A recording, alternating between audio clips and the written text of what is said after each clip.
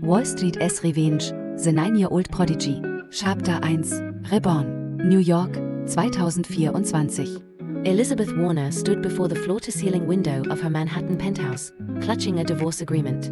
Outside, the city lights glittered, but their brilliance couldn't penetrate her icy heart. "Ms. Warner, please sign," the lawyer's voice came from behind. Elizabeth turned. Her refined face showed traces of exhaustion. She picked up the pen and signed her name, Elizabeth Warner, the final stroke nearly tearing through the paper. "Per the agreement, you will leave with nothing. All shares of Warner Group revert to your husband," the lawyer continued. Elisabeth let out a cold laugh. "All he ever wanted was the shipping empire my father left behind."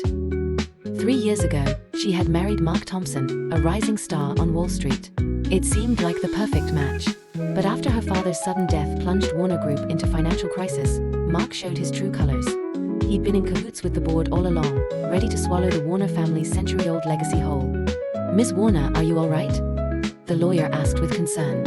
Elizabeth didn't answer. She walked to the liquor cabinet, poured a glass of whiskey, and downed it in one go. The alcohol burned her throat but couldn't warm her frozen heart. "Get out," she said softly. The lawyer hesitated, then gathered his documents and left. "The moment the door closed, Elizabeth's tears spilled over." She went to the bathroom, took a bottle of sleeping pills from the medicine cabinet, and poured them all out. "It's over. Everything is over," she whispered, putting the pills into her mouth. Just as she was about to swallow the last one, her phone buzzed. A news alert: Warner Group officially declares bankruptcy. Century-old shipping empire collapses. A sarcastic smile touched Elizabeth's lips. She closed her eyes, waiting for death to take her.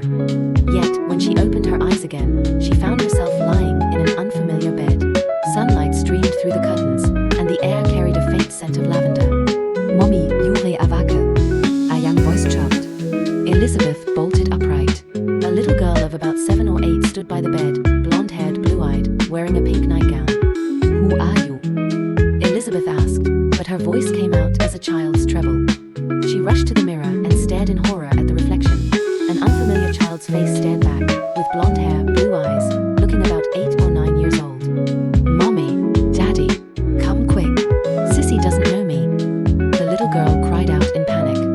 Rapid footsteps sounded, and a handsome middle-aged man rushed in. "Lily, what's wrong?" Elizabeth, now she should be called Lily, froze. She knew this man. He was her father's best friend, James MacArthur, legal counsel for Warner Group. And the Lily he referred to was his eldest daughter, Lily MacArthur, whom she had only met a few times in her previous life.